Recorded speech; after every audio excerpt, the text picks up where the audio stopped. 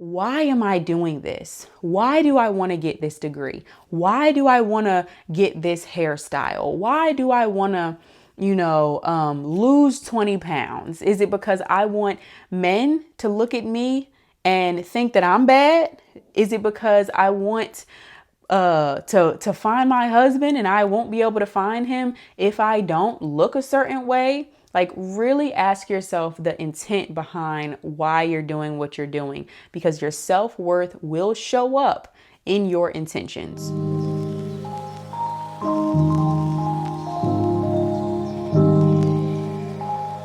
What's up, everybody? Welcome back to the Get Mo Fit YouTube channel. My name is Morgan Downey, and here at Get Mo Fit, we are a health and life coaching business that strives to help single women break free from insecurity, heal unresolved pain, and transform unhealthy habits so that they can thrive spiritually, mentally, and physically. And today I'm going to continue our toxic relationship cycle series because I thought of something else that I need to share with you guys. And today we are talking all about self-worth and the importance of self-worth and building it while you are single, so that one, you can get out of that toxic relationship cycle and truly walk in the calling that you have on your life. So if you have struggled with, being back and forth in this toxic relationship cycle, I'm telling you right now, one problem that you are experiencing is the devaluing of your self-worth. So as a disclaimer, this video, there is absolutely no judgment, okay? I'm going to be sharing some experiences that I've had where I've struggled with my self-worth. That's why I can see it and notice it in others now, because I have walked through it myself. So no judgment here, okay? You're safe here. Girl, I know the struggle. So stay tuned, send this to someone that you know might be struggling with a toxic relationship cycle as well.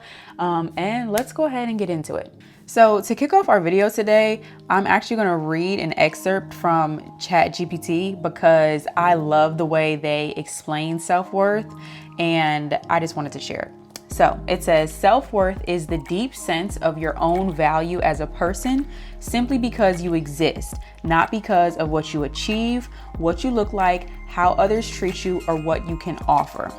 It's your internal belief that you are inherently valuable, deserving of love, respect, and good things, even when you may make mistakes or go through hard seasons.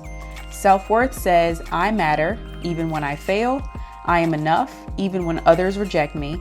I don't have to earn value. I already have it.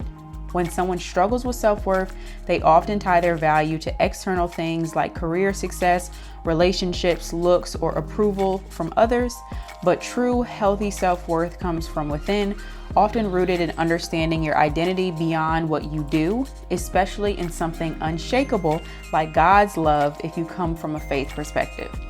So I just think that definition is like really good, and it summarizes like the root of a lot of what I do with my clients and the things that I coach on. So I wanted to start off with that, so we're all clear on what I'm talking about when I say self-worth, because so often I think as women, we can get misconstrued with like, oh, we value ourselves, but not understand that why we value ourselves, or, the reasons we're valuing ourselves are really rooted in things that are external, that really kind of feed insecurity instead of actually ground you in true self-worth that is rooted in God.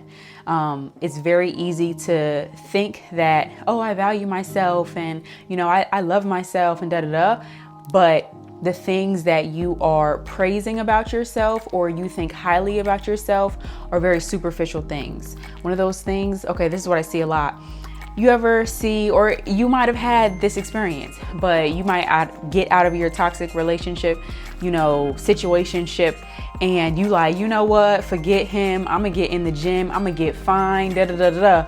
And then let's say you do it and you looking good, you feeling good because you look good, and you might be getting attention from other dudes, and you feel like, oh yeah, see, he missing out, da da da da.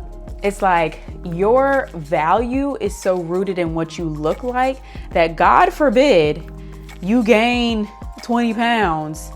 Do you know how diminished you will feel in terms of how valuable you will feel based off of something as fragile or fluctuating as weight? So that is a primary example that I hear a lot. As a personal trainer, I've been training since 2019 and I've heard a lot, okay?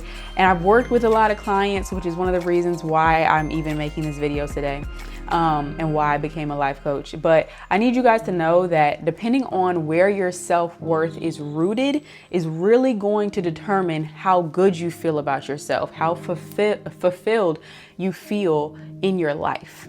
So just had to, let's lay the foundation of this video first, because I'm about to get into 3 ways that your self-worth affects your everyday life and essentially why this is important.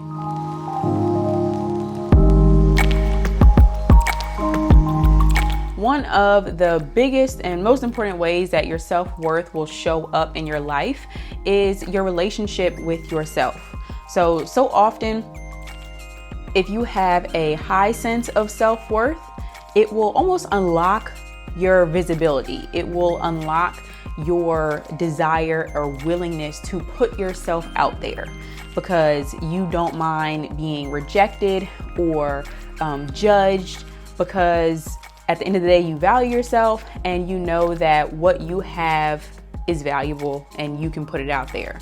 Versus when you kind of struggle with your self-worth, it can be very easy to allow the fear of rejection or judgment to make you kind of shrink and not show yourself and not show up as your true authentic self, or not speak highly about yourself. A practical example, when I was going from high school to college, I went natural, and going natural was really, it tested my self-worth because I was constantly speaking to myself or thinking thoughts about myself that essentially equated to, you're pretty when your hair is straight, and when your hair is not straight, you are not pretty. And that was like a narrative that was really ingrained in me growing up, going to a PWI, and just honestly, the black girls in Philly, they didn't wear natural hair like that. That wasn't like really common, especially during that time. So it was definitely hard to transition into going natural, but I had to, because that Atlanta heat, nothing to play with, okay? However, once I got to Spelman and I began to be around all these beautiful black women with beautiful natural hair, my beliefs about natural hair and my beliefs about myself began to change, because it began to be like, oh, well, I mean, she's beautiful with natural hair. She's beautiful with natural hair. She's beautiful with natural hair. I can be beautiful with natural hair. And naturally, the language that I began to use towards my natural hair began to shift. So being very mindful of the way you're speaking to yourself about just who you are, what you look like, what you bring to the table is a clear indication of how you value yourself. I will say it's important to not get so caught up in valuing yourself based off what others say to you. And that's that line between valuing what culture says and what God says. Because although I did start to value myself or value my natural hair, I vividly remember there was a guy that I was like hanging out with my freshman year, and one day we met up and my hair was natural, and he was like, "Oh, Morgan, I love your natural hair." And I had never had anybody say that to me before. And I'm in my mind, I'm like, oh my gosh, thank you. Like, it meant so much to me, but it did plant a seed of like me valuing myself, but it was rooted based off of him saying it, and not me just feeling it or believing it. So that's a slippery slope, because that can easily turn into, I need that constant validation from other people to then feel valuable about myself. And as a woman, that is dangerous, because any nincompoop can come up to you and feed you validation and you feel like you are worthy. But guess what? Let them change what they're saying, or let the validation stop, and now you feel bad about yourself. So the self-worth cannot be rooted in what other people say about you. It has to be rooted in what God says about you, because guess what? That will never change, okay? And it will not depend on what's trendy and what's not, who's in your life and who's not, all those things. So really paying attention to, what is your relationship like with yourself? How are you speaking to yourself? Why are you valuing yourself? And how can you make sure that the reasons you're valuing yourself are the things that God says about you and not what other people may say about you? All right, number 2.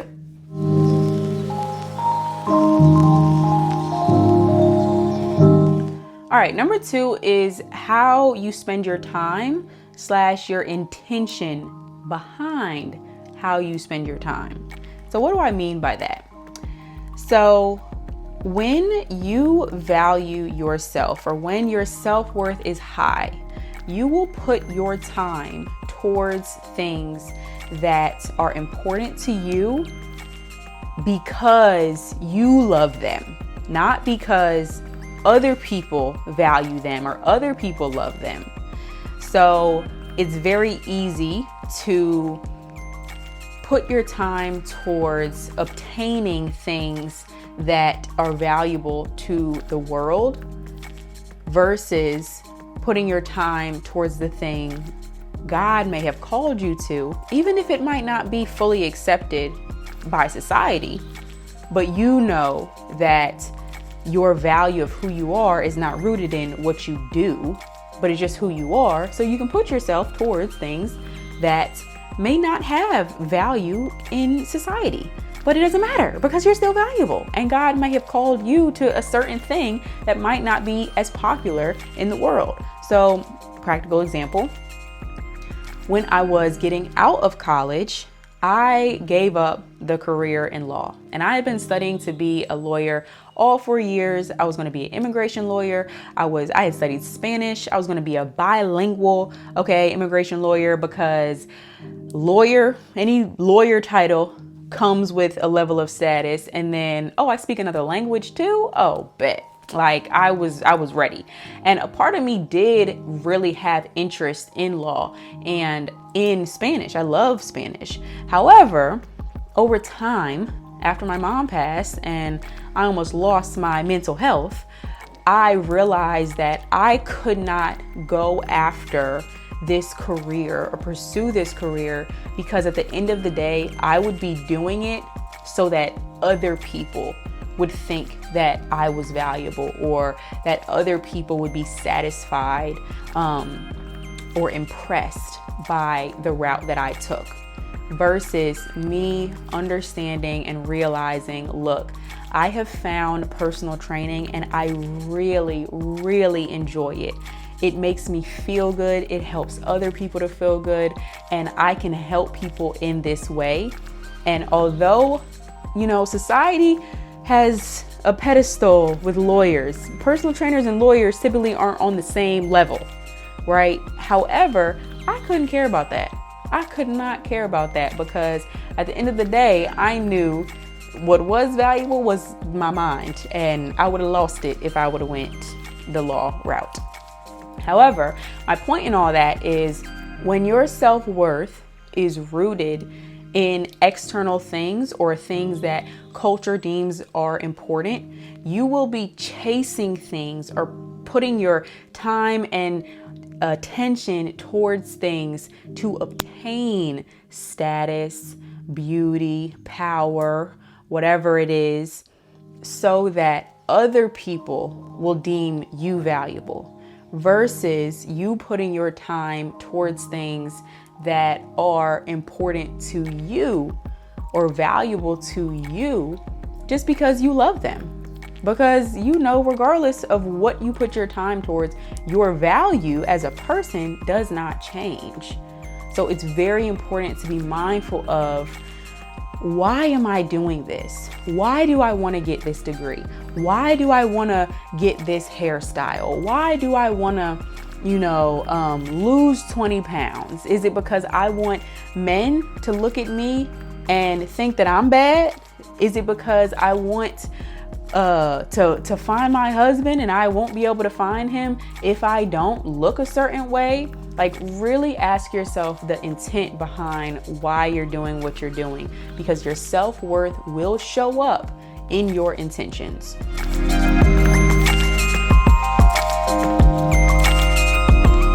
The last thing that I will say today that self-worth affects is who you give your time to. All right. This is a touchy one, okay? We're going to talk about the toxic relationship cycles in this one. Let's get into it, okay? So, based on who you give your time to is a clear indication of how you value yourself. As women, we can easily be seen as more valuable when we are desired. So if you're in a relationship, somebody desires you. But if you're single, society says you're less desirable. You're not as desirable, especially the older you get. So the older we get, sometimes we'll tend to give our attention to people who may not deserve your attention. However, you want to feel valuable. You want to feel worthy. So you will allow people in who really don't deserve you, where you should just be by yourself. But we want to feel valuable. And if we don't feel that innately because of who God has made us to be, we will let the wrong people in. So let me give you an example. So before my husband, I only ever had 2 boyfriends before my husband. And both of those boyfriends were reflections of the way I valued myself, or the lack thereof. And looking back on those relationships, I can notice that 2 primary ways that I know I wasn't valuing myself enough was, one, I put both of them on pedestals for different reasons, but they were on those pedestals because they both had things that society thought was valuable, whether it was status, talent, intelligence, kind of like business mindedness. Like, they had these qualities about them that other people thought were valuable. So I thought were valuable. And despite me having all the value that I need in Christ, I felt like, well, I can't let this go. I mean, he has X, Y, and Z. But I got him, like, almost as if he's the prize because of these superficial things. And when we allow people to stay in our life who don't treat us well because we are so attached to feeling valuable because we're attached to that person, dangerous. A dangerous place to be, ladies, okay? So this is why valuing people based off of who they are and not what they can do is so important. Because when you value someone because they are a child of God, I value my husband because he is a son of the King. He loves God, and his character, who he is, how he treats other people, how he treats homeless people, how he treats people who can't do anything for him. There is beauty in the way he is because he is like Christ, and not because of money or status or power. That is not what makes him valuable. But I can see that now. Back then, I couldn't see that. So I found myself in relationships that were really toxic, especially, they might not have been toxic the whole way through, but there were often times where I felt like, oh my gosh, like I can't lose this person. What if I lose this person and I don't find anybody else, as valuable or, as, or who has as much status as they do. And I was living in a state of fear of like, what if I don't find anybody better? But it was like, what was my definition of better or my definition of good? Because if I wasn't being treated right, why did I think it was good? Why did I think I didn't deserve better? It was all tying back to my self-worth. So my main point is self-worth is so important because until you grow your self-worth, you won't believe that you deserve more. And if you don't believe that you deserve more or you deserve to be treated with love and respect, you will not go after it, or you will not wait for it, rather. Because another part of having self-worth is knowing that you are worth waiting for. And I'm just going to throw this in here as a tidbit. This kind of ties back to my last video where I was saying that sex is not a reason to start talking to another person or continue in a toxic relationship cycle. I will say that one thing that I was nervous about as I was dating or preparing to date, like preparing myself to date, I was single and, I had decided that I was going to be celibate, but I was thinking like, okay, so how am I going to tell the next person I talk to that I'm celibate? Like, what are they going to think? Like, are they just going to leave me? Who knows? But like all these thoughts came through my mind, but I had developed my self-worth to a place where I knew that I was worth waiting for. I knew that my life was worth doing it God's way because I wanted God's results. I wanted the fruit of what came out of being obedient to Christ. And although I was nervous at first of, will I find someone who will wait, who will think that I'm valuable enough to not sleep with me until I'm their wife? And lo and behold, I reconnect with my husband, who was just my friend at the time, and he was celibate too, because he had decided that he was going to be obedient to Christ and wait and have sex with his wife. And I just never thought that it would be that easy. I'm not gonna lie. I never thought that it would be that easy to find someone who would accept where I was. And that is the beauty in seeing your self-worth and a man seeing his self-worth. Because if you're speaking with a man who has submitted his entire self to Christ and has submitted his sex life to Christ and is willing to wait for you because he knows you are valuable and is willing to wait for himself to have sex because he knows that he is valuable and he only wants to give himself physically to his wife. Oh, jackpot. That's a key indication of personal self-worth. So I just wanted to sprinkle that on the top in terms of self-worth because sex can get really misconstrued in the self-worth conversation. And lastly, I just want to say I wanted to share these things because as a personal trainer in the past and currently, like seeing so many women develop unhealthy habits over time, like emotional eating or just completely not exercising at all, like just being very sedentary, emotional drinking, just talking to these guys that just don't deserve their attention, like developing habits like that over time, I believe is what puts women into a place where they're like, oh, I'm ready to work out. Like those unhealthy habits is what leads to even desiring a trainer half the time, a lot of the times. So be mindful of what habits that you have, because they can easily lead you to places that you do not want to be. So, if there's nothing else,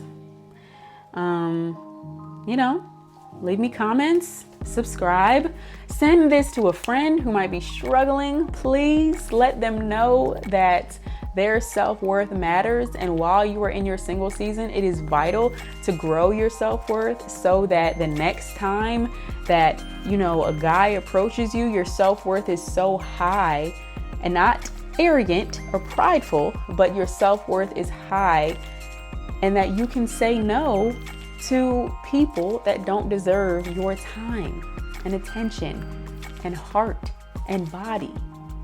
Okay, I'm done. All right, have a great day. Talk to y'all later.